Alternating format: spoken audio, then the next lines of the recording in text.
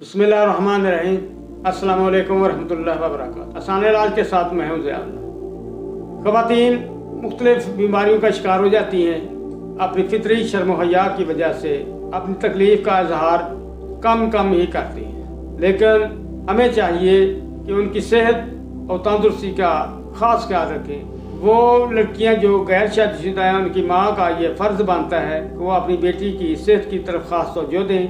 जो शादीशुदा हैं वो अपने खामन से शेयर करें। ये लकोरिए की तकलीफ़ शादीशुदा ख़वातीन में अमूमन इन्फेक्शन की वजह से होती है। बहुत सी ख़वातीन अपने प्राइवेट पार्ट्स को साबुन वगैरह से धोती हैं। इससे वो जर्म जो कि इंसानी सेहत के लिए अच्छे होते हैं वो ख़त्म हो जाती है, तेज़ाबियत ख़त्म हो जाती है।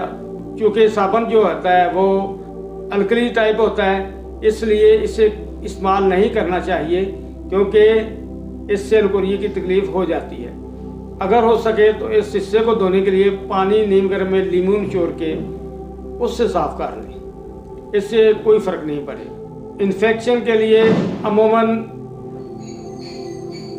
गोलियां जो हैं अंदरूनी तौर पर इस्तेमाल करने वाली भी होती हैं, वो अगर इस्तेमाल करना चाहें तो वो कर लें।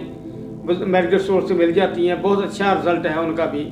लेकिन चूँकि हमारा चैनल देसी अद्वियात के बारे में है, इसलिए मैं आपको नुस्खा बताता हूँ, इंशाल्लाह उसका बेहतरीन रिज़ल्ट मिलेगा। आपने माई खुर्द लेनी है, छोटी माई लेनी है, उसमें से ऐसे दाने निकाल दें जो किल्म खुर्दा हों, जिनको कीड़ा वगैरह लगा हो। बिल्कुल प्योर खालस और साफ़ सुथरे दाने माई के ले लें। ये आपने 20 ग्राम ले लें, 30 ग्राम ले लें, आपकी मर्ज़ी है। जितने भी लेंगे तमाम चीज़ें हम वतन लेनी है। माजू लेना है आपने। माजू को भी अच्छी तरह देखभाल लें, उनमें सुराख वगैरह ना हो, क्योंकि सुराख अगर हुआ तो उसमें कीड़ा अंदर चला जाता है, वो अंदर से उसे खाना शुरू कर देता है, खाता रहता है। इस तरह उसके असरात जो हमें चाहिए वो नहीं मिलते। माजू भी बगैर सुराख के आपने लेना है। इसके बाद आपने खुरंजा या जड़ पान लेनी है, अच्छी क्वालिटी की ले लें वो भी। इसके बाद लूत बठानी लेनी है, वो भी चुन लें, अच्छी साफ़ सुथरी करके ले लें। तेलिया सुपारी जो है वो भी 30 ग्राम लेनी है। कुश्ता पैदा मुर्ग है, किसी अच्छी लेबॉरेटरी का कंपनी का ले लें, वो भी 30 ग्राम लेना है। तमाम चीज़ें जो भी हैं ना, हम वज़न लेनी है। अलग अलग कूट लें ताकि इनका बारीक और फाइन किस्म का पाउडर तैयार हो जाए।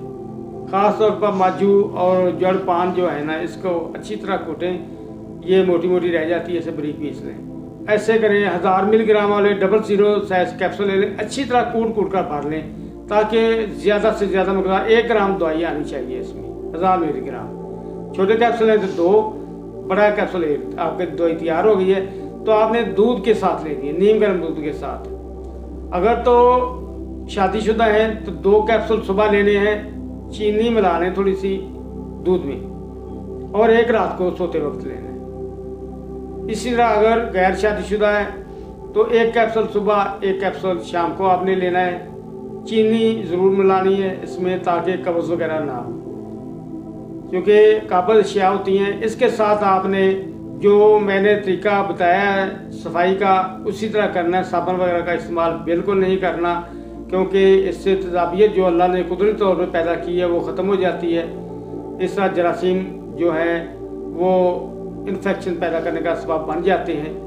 अगर शादीशुदा है तो नीम के पत्ते लेकर आप उसे उबालें, उसमें थोड़ी सी फटकरी डाल लें, उसका डोश करें। इससे बेहतरीन रिज़ल्ट आपको मिलेगा, किसी अंदरूनी दवाई की ज़रूरत भी नहीं रहेगी। इन्फेक्शन का ख़ात्मा ही असल में इस बीमारी का इलाज है। इसके साथ जो परहेज़ है वो भी आपने ज़रूर करना है। फास्ट फूड जो आजकल हमारे यहाँ एक कल्चर बनता जा रहा है, रिवाज बन चुका है, ये बहुत सी बीमारियों का सबब बन गया है।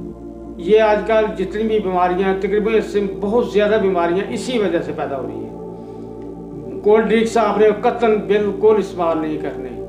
दूध लेना है, फ्रेश ताज़ा दूध लेना है, डब्बे का दूध भी इस्तेमाल नहीं करना आपने, क्योंकि उसमें भी केमिकल मिले होते हैं। कोई ऐसी चीज़ गर्म, ज़्यादा तेज़ मसाले जिस चीज़ में वो भी आपने इस्तेमाल नहीं करनी। इंशाअल्लाह सिर्फ 20 दिन या 25 दिन इस्तेमाल करें, इंशाअल्लाह गारंटी के साथ आपकी सेहत बेहतरीन बन जाएगी और चेहरे की रंगत भी बेहतरीन सुर्ख हो जाएगी। और कमज़ोरी, हड्डियों में दर्द वगैरह, उसका मुकम्मल खात्मा हो जाएगा। इसे बना लें, इंशाअल्लाह आपको कहीं भी जाकर किसी से भी बात करने की ज़रूरत नहीं रहेगी, घर ही आपको आराम आ जाएगा। तो आज जब आराम आ जाए तो हमें अपनी नेक दुआओं में ज़रूर याद रखें। वस्सलामु अलैकुम वरहमतुल्लाहि वबरकातुहू।